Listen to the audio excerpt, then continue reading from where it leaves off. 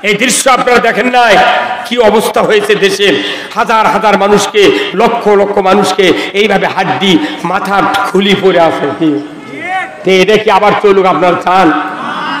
আমার দেশের সকল রাজনৈতিক দলের যত ইমানদার আছেন অমুসলিম ভাইরা আছেন এই দেশটাতে একটাবার ইসলাম চালু করে দেখেন যে আমরা কষ্ট দিই না পাহারা দিই না শান্তি দিই। ব্যাপারই নয়, বাংলাদেশে যে ইনকাম হয়, যে অর্থ আছে, যে সোনার ফসল হয়, এই বাংলাদেশে কোনো জিনিস এত দামে কেনা লাগবে না, এত দামে কেনা হয় হয় সব ইলশার মাছ। আরে ইলিশ মাছ যেটি ফিড লাগে না, কিছু লাগে না, বারে ফিড লাগে না, খোল লাগে না, পানি লাগে না, খুদের ভাত লাগে না, সেই ইলশার মাছ 16 বছর হলে আমরা খালি জাটকা দেখতে পাচ্ছি কি। আর ফত্তালি বাজারে গেলে কয় হুজুর 2200 টাকা কেজি নিবেন আর 600 টাকা কেজি, তুই মুদিক খিলেলু। আমি মনের দুঃখে 1.5 কেজি ইলশা নেওয়ার জন্য বরিশাল গেছিলাম এই কয়েকদিন আগে।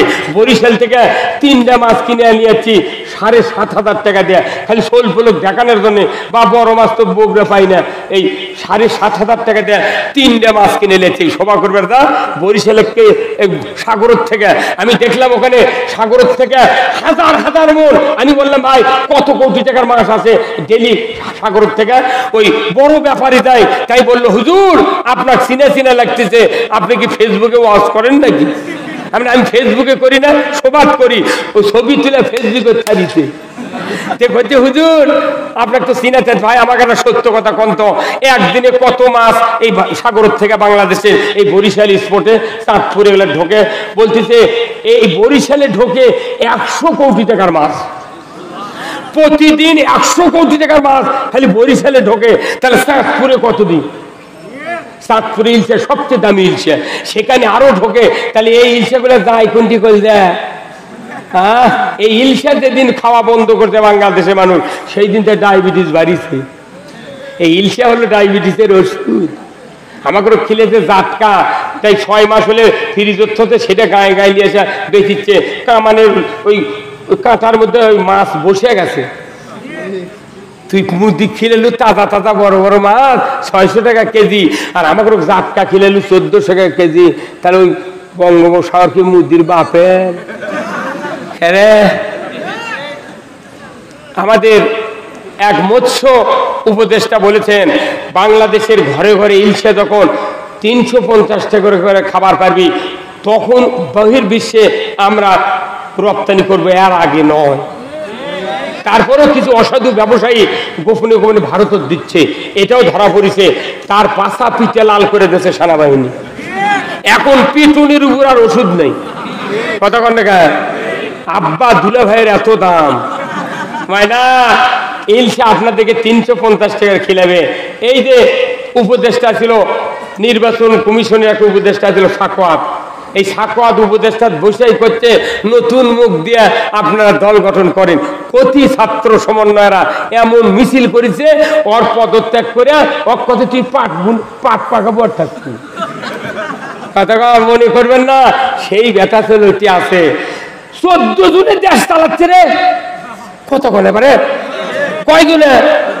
14 জনের দেশ চালাচ্ছে, 1 টাকা চাঁদালি আর কেউ সাহস পাচ্ছে না।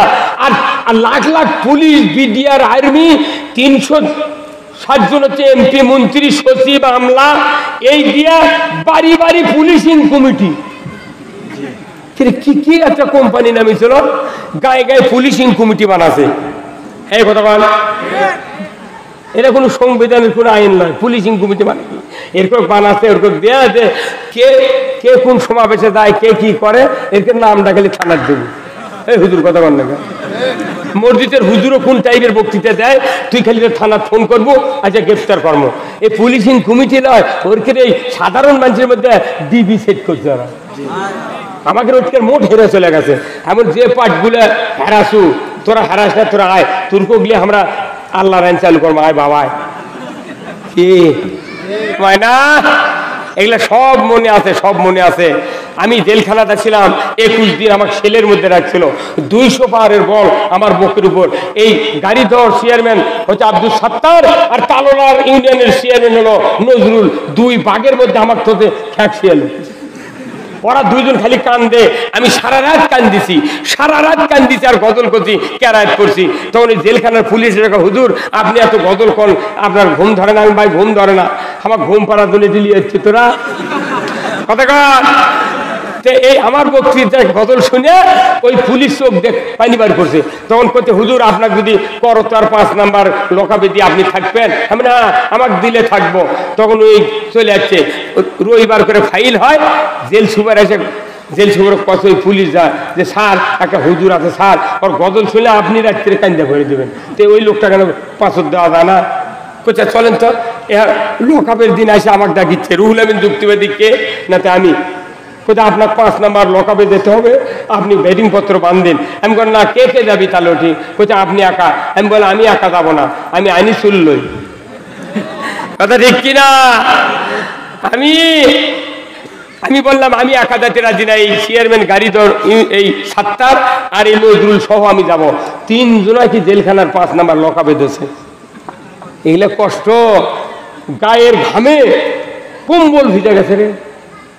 তারপরে যে এরকম গালিয়ায়, আহা, মনে জেলখানার পুলিশে মনে ওসি বরাবর।